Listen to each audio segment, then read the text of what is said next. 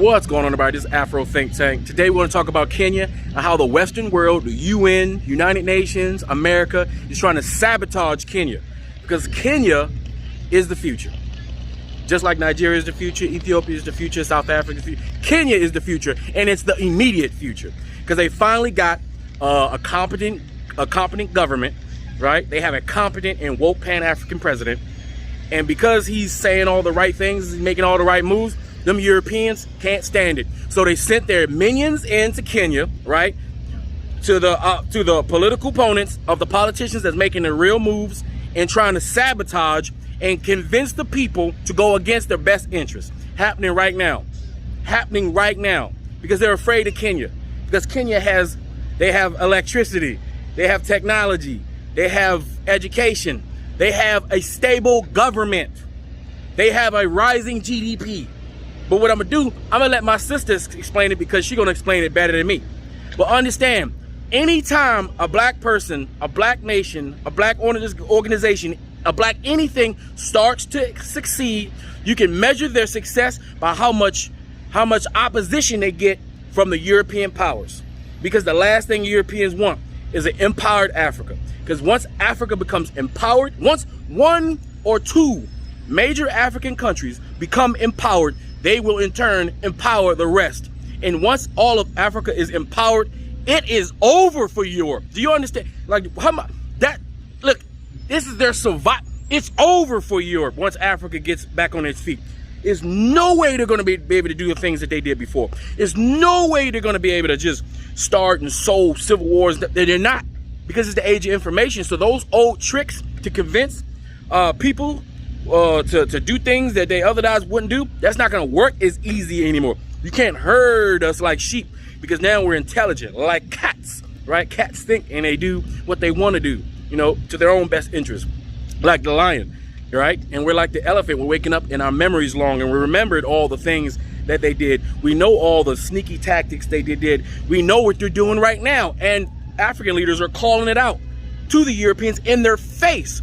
But we all know how they are. Europeans, you could tell them they did something wrong. We could tell them that they're doing something wrong, and they'll look at you like a deer in the headlights and be like,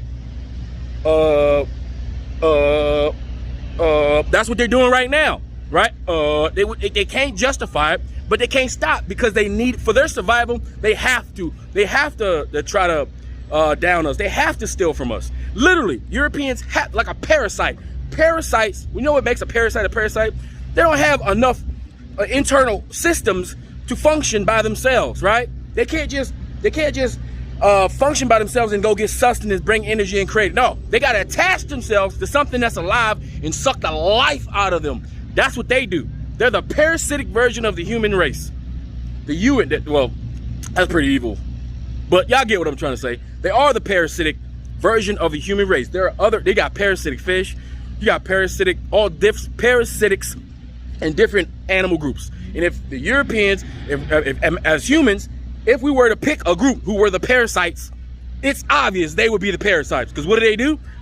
Because they, for some reason, can't function on their own, they have to go to somebody else's stuff, suck the life out of them just for them to survive. So by nature, they're just doing what they do.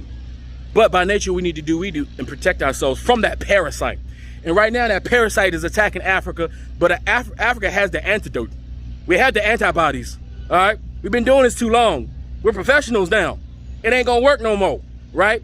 But I'm gonna let you listen to my sister. She's gonna explain it much better. But everybody keep an eye on Kenya and all my influencers, my African influencers, my Pan-Africans, my pro-blacks, whatever.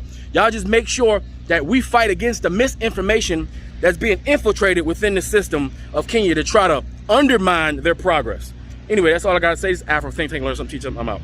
While the whole world is busy praising my home president, Honorable William Samoei Ruto, for his bold steps in presenting one of the most progressive tax bills in the entire world, the Kenyan mainstream media, on the other hand, that has been under the influence of the British monarch through organizations like the UN and EU, are busy inciting the ignorant Kenyans who have not read the tax bill to impeach our president, instead of using the media houses to educate Kenyans on what exactly is inside the tax bill. In fact, there are content creators currently being paid to push the anti-Ruto narrative. As a Kenyan, before you blindly follow the mainstream media, know that the Kenya's economic growth for the year 2022 slowed down to 4.8% from 7.6% in 2021. However, in 2023 so far,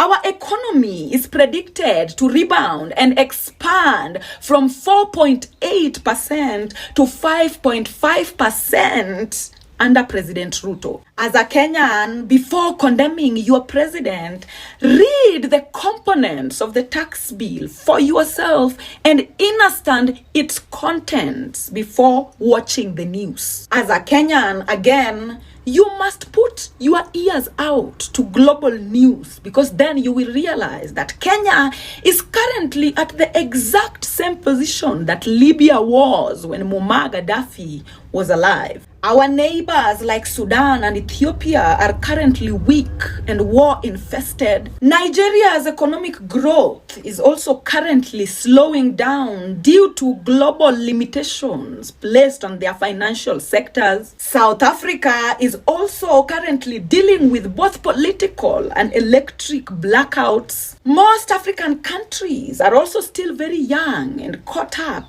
in language barrier. But the most popular language in Africa, Swahili, spoken by over 200 million Africans, is the national language of Kenya. Kenya is currently at the perfect spot geographically, digitally, financially, politically, military, to become the next Kemetic hotspot of Africa.